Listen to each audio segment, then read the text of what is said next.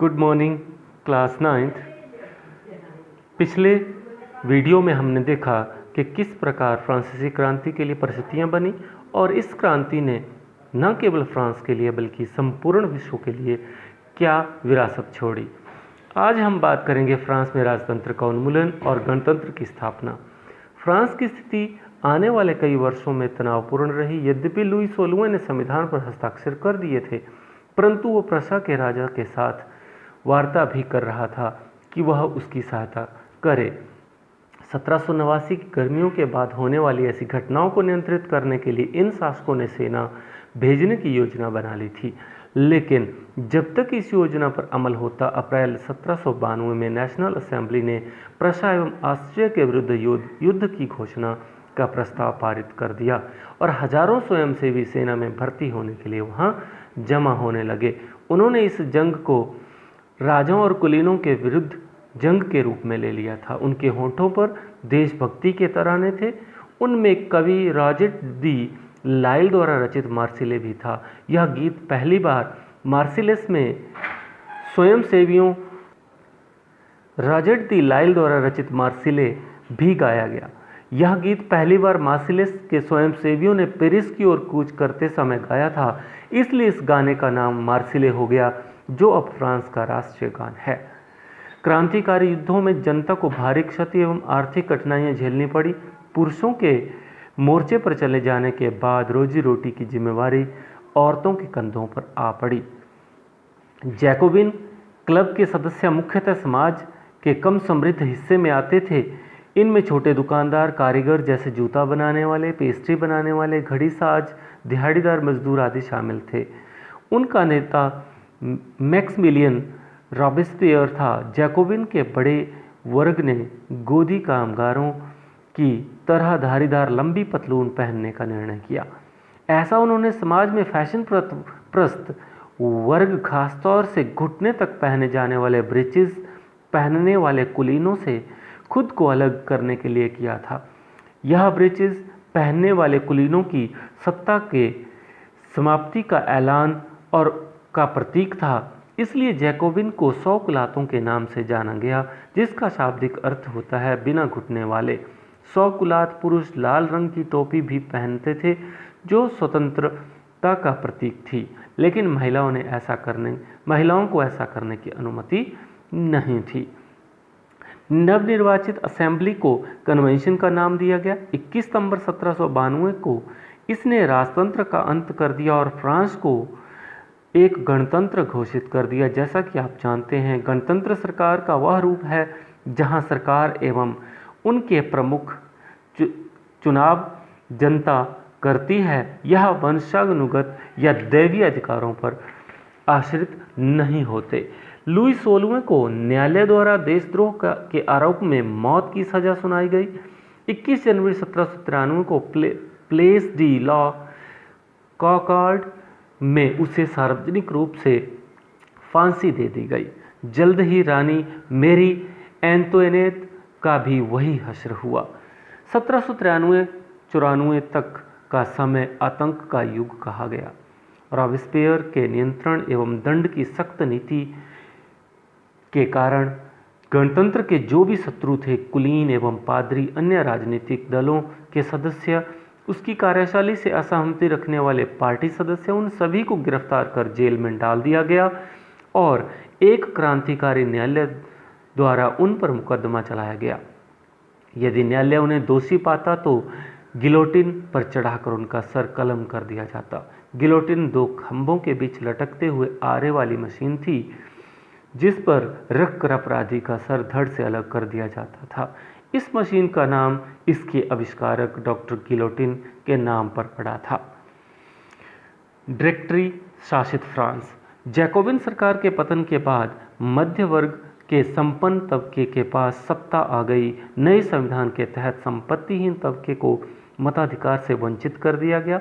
इस संविधान में 2 चुनी गई विधान परिषदों का प्रावधान था। इन परिषदों ने 5 सदस्यों वाले कार्यपालिका डायरेक्टरी को नियुक्त किया। इस प्रावधान के जरिए जैकोबिन के शासनकाल वाली एक व्यक्ति केंद्रित कार्यपालिका से बचने की कोशिश की गई, लेकिन डायरेक्टरी का झगड़ा अक्सर विधान परिषदों से होता और तब परिषद उन्हें बर्खास्त करने के लिए चेष्टा करती।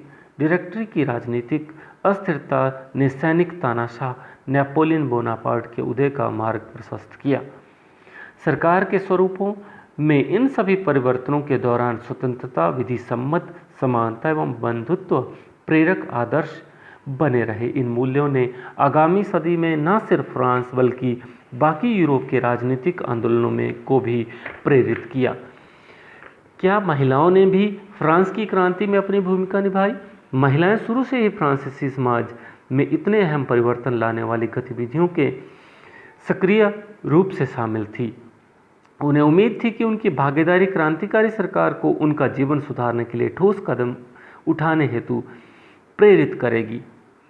इन महिलाओं ने अपने हितों की सुरक्षा के लिए अपने अलग राजनीतिक क्लब शुरू किए, अखबार निकाले। फ्रांस के विभिन्न नगरों में महिलाओं के लगभग 60 क्लब अस्तित्व में आए।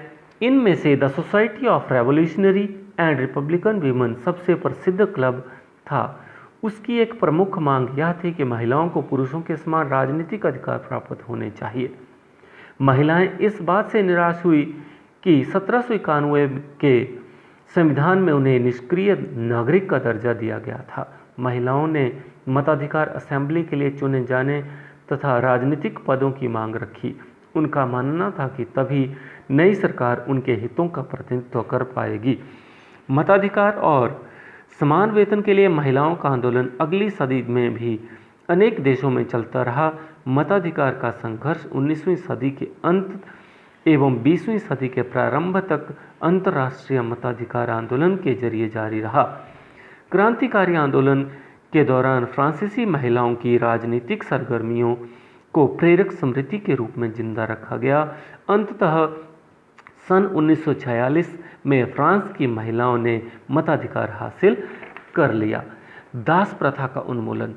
फ्रांसीसी उपनिवेशों में दास प्रथा का उन्मूलन जैकोबिन सरकार के क्रांतिकारी सामाजिक सुधारों में से एक था। कैरिबियाई उपनिवेश मार्टिनिक, गॉडलोप और सैन डोमिंगो तंबाकू, नील, चीनी एवं कॉफी जैसी वस्तुओं के महत्वपूर्ण आपूर्तिकर्ता थे। अपरिचित एवं दूर देश से जाने और काम करने के प्रति यूरोपियों की अनिच्छा का मतलब था बागानों में श्रम की कमी। इस कमी को पूरा करने के लिए अफ्रीका एवं अमेरिका के बीच त्रिकोणीय दास व्यापार द्वारा इस कमी को पूरा किया गया। दास व्यापार 17वीं सदी में शुरू हुआ। फ्रांसीसी सौदागर बोर्दे या नान्ते बंदरगाह से अफ्रीका तट पर जहाज ले जाते थे, जहां स्थानीय सरदारों से दास खरीदते थे। दासों को दागकर हथकड़ियाँ डालकर अटलांटिक महासागर के पार कैरिबियाई देशों से तक 3 महीनों की लंबी समुद्री यात्रा करके जहाज़ों में उनको ठूंस दिया जाता और बागान मालिकों को बेच दिया जाता था। 18वीं सदी में फ्रांस में दास प्रथा की ज़्यादा निंदा नहीं हुई। नेशनल असेंबली में लंबी बहस हुई कि व्यक्ति के मूलभूत अधिकारों, उपनिवेश में होने रहने वाली प्रजा सहित समस्त फ्रांसीसी प्रजा को प्रदान किए जाएं या नहीं, परंतु दास व्यापार पर निर्भर व्यापारियों के विरोध के भय से नेशनल असेंबली में कोई कानून पारित नहीं किया गया। लेकिन अंततः 1794 तक कन्वेंशन ने फ्रांसीसी उपनिवेशों में सभी दासों की मुक्ति का कानून पारित कर दिया, परंतु यह कानून छोटी सी अवधि तक ही रहा। इसके लगभग 10 वर्ष बाद नेपोलियन ने दास प्रथा को पुनः शुरू कर दिया। बागान मालिकों को अपने आर्थिक हित साधने के लिए अफ्रीकी निग्रो लोगों को गुलाम बनाने की स्वतंत्रता फिर से मिल गई। क्रांति और रोजाना की जिंदगी। क्रांतिकार सन 1789 के बाद वर्षों में फ्रांस में के पुरुषों, महिलाओं एवं बच्चों के जीवन में ऐसे अनेक परिवर्तन आए। क्रांतिकारी सरकारों ने कानून बनाकर स्वतंत्रता एवं समानता के आदर्शों को रोजाना की जिंदगी में उतारने का प्रयास किया। बास्तिल के विध्वंस के बाद 1789 की गर्मियों में सबसे महत्वपूर्ण कानून जो अस्तित्व में आया था वह सेंसरशिप की समाप्ति। प्राचीन राजतंत्र के अंतर्गत तमाम लिखित सामग्री और सांस्कृतिक गतिविधियों, किताब, अखबार, नाटक को राजा के सेंसर अधिकारों द्वारा पास किए जाने के बाद ही प्रकाशित या मंचित किया जा सकता था। इस प्रकार हमने जाना कि नेपोलियन के उदय के लिए किस प्रकार की परिस्थितियां बनी और फ्रांस में किस प्रकार महिलाओं को मताधिकार प्राप्त हुआ। 1804 में नेपोलियन बोनापार्ट ने खुद को फ्रांस का सम्राट घोषित कर दिया। उसने पड़ोस के यूरोपीय देशों की विजय यात्रा शुरू कर दी, पुराने राजवंशों को हटाकर नए साम्राज्य बनाए और उनकी बागडोर अपने खानदान के लोगों के हाथों में दे दी। नेपोलियन खुद को यूरोप के आधुनिकीकरण का अग्रदूत मानता था। उसने निजी संपत्ति की सुरक्षा के कानून बनाए और दशमलव पद्धति पर आधारित नापतोल की एक समान प्रणाली चलाई।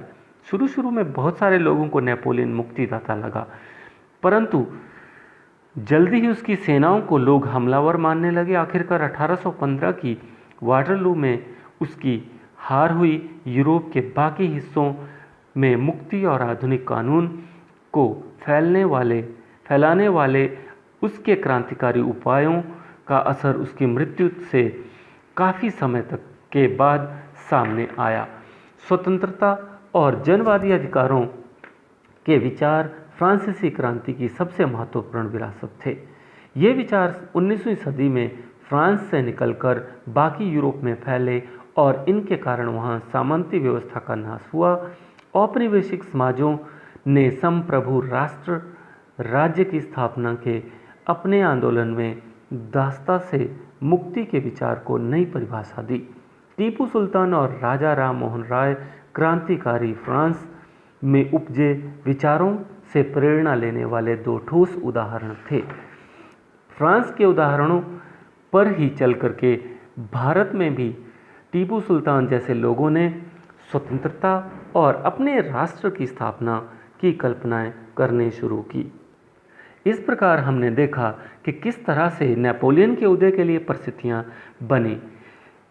पाठ के अंत में दी गई वर्कशीट को जरूर हल करें, घर में रहें, सुरक्षित रहें, कोरोना से स्वयं को बचा करके रखें।